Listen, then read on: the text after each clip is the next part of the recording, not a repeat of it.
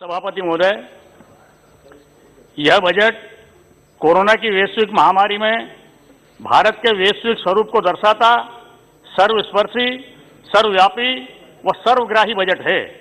वास्तव में नए भारत और आत्मनिर्भर भारत के लिए अभूतपूर्व बजट है। किसान, स्वास्थ्य, शिक्षा व रोजगार में आत्मनिर्भरता के लिए माननीय प्रधानमंत्री जी की मंशा के अनुरूप दूरदर्शी बजट प्रस्तुत करने के लिए मैं माननीय वित्त मंत्री जी का आभार व्यक्त करता हूं। गरीब कल्याण व महिला सशक्तिकरण हो, स्वास्थ्य संरचना का सुदृढ़ीकरण हो, आधारभूत संरचना का विकास हो या सुरक्षा पर सजगता हो, मजबूत अर्थव्यवस्था का आधार हो, कृषि सुधार एवं कृषि कल्याण में सुधार लाने वाला यह बजट आत्मनिर्भर भारत वाला है। महोदय, मेरा संसदीय क्षेत्र राजगढ़ मध्य प्रदेश पूर्णतः कृषि आधारित क्षेत्र है। यहाँ का मुख्य व्यवसाय कृषि रहा है।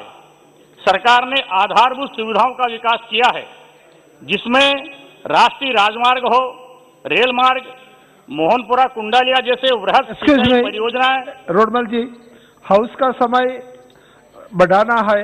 If house agrees that we can extend the discussion till the discussion is over. 12 तक हम करते हैं, 12 तक, 12 o'clock। ठीक। मोहनपुरा और कुंडालिया जैसी वृहद सिंचाई परियोजनाओं के माध्यम से कृषि को व्यापकता प्रदान करते हुए लाखों हेक्टेयर सिंचाई का रकबा बढ़ाया है।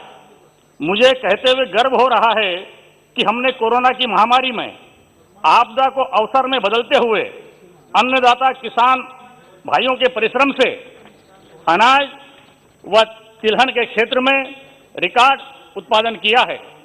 आत्मनिर्भर भारत के अभियान से लोकल फॉर वोकल मूल मंत्र को सार्थक करते हुए महिला स्व सहायता समूहों तथा फार्मर प्रोड्यूसर ऑर्गेनाइजेशन एफपीओ के माध्यम से स्थानीय उत्पादकों का बड़े पैमाने पर उत्पादन व वितरण का कार्यक्रम चलाया जा रहा है।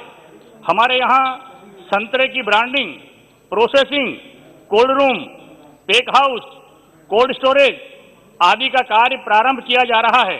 यह इसी बजट का परिणाम है।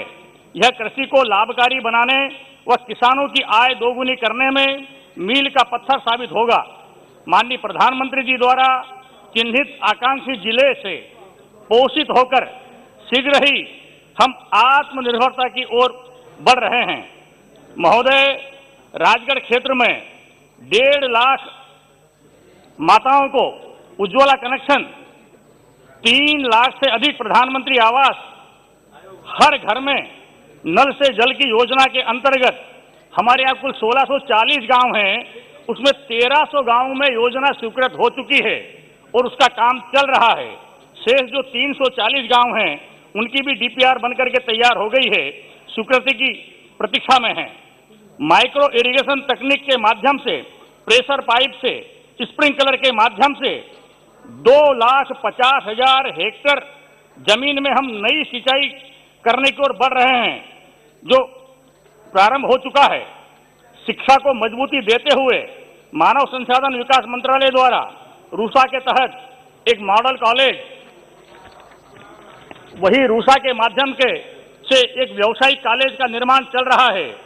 वहीं स्वास्थ्य सेवाओं में आदरणीय प्रधानमंत्री मोदी जी के मार्गदर्शन में मेडिकल कॉलेज 325 करोड़ की स्वीकृति देकर सरकार ने गांव, गरीब और किसान के साथ बेरोजगार युवाओं के लिए रोजगार के मार्ग प्रशस्त किए हैं।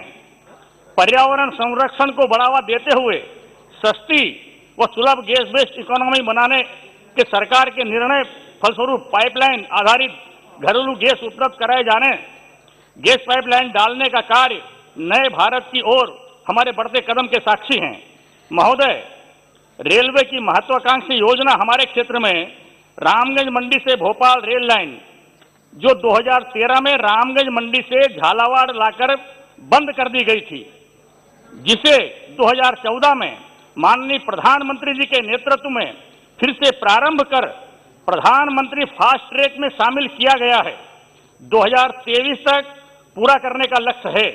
माननीय वित्त मंत्री जी से अनुरोध करता हूं कि नियत समय सीमा में योजना पूरी हो सके, इसलिए अधिकतम बजट का प्रावधान करेंगे। महोदय, यूरिया को पोषक तत्व पर आधारित सब्सिडी योजना के तहत लाया जाना चाहिए ताकि प्रति हेक्टेयर सब्सिडी वाला यूरिया की मात्रा मृदा स्वास्थ्य कार्ड, सिंचाई की सीमा और फसल का पैटर्न की जानकारी के आधार पर तय की जा सके, ताकि यूरिया का अधिकतम उपयोग से जो है वो बंदी लग सके। जैविक किसानों की संख्या में भारत एक नंबर है। कुल रकबे में दुनिया में 9वें स्थान पर हमें, और मैं सरकार को धन्यवाद देता हूं कि पिछले साल हमने जैविक की दिशा में 2 गुना वृद्धि की है।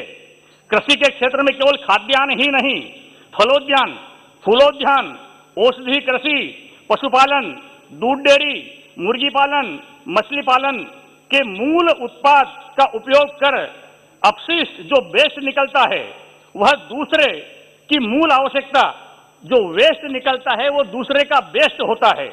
एक का वेस्ट दूसरे का बेस्ट, इसकी साइकिल स्वतः ही जैविक कृषि को बढ़ावा देगी। साथ ही देश की खाद्य प्रसंस्करण की इकाइयों में जगह जगह जैविक उत्पाद जो है उत्पन्न होंगे।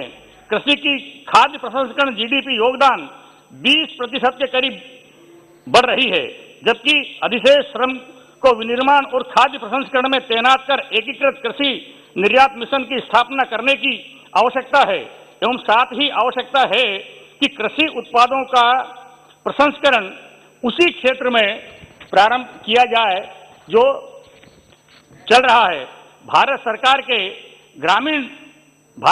के द्वारा ग्रामीण अर्थव्यवस्था को मजबूती देने के लिए किए जा रहे सभी प्रयासों को पहली बार देश की जनता वास्तविक रूप में सीधे सीधे लाभ प्राप्त करके देख रही है और देश निर्माण में सक्रिय भागीदारी भी कर रही है। महोदय, कृपया मैं एक बार फिर माननीय प्रधानमंत्री जी और वित्त मंत्री जी को अभूतपूर्व और ऐतिहासिक बजट के लिए राजगढ़ क्षेत्र की ओर से आभार और धन्यवाद करता हूं।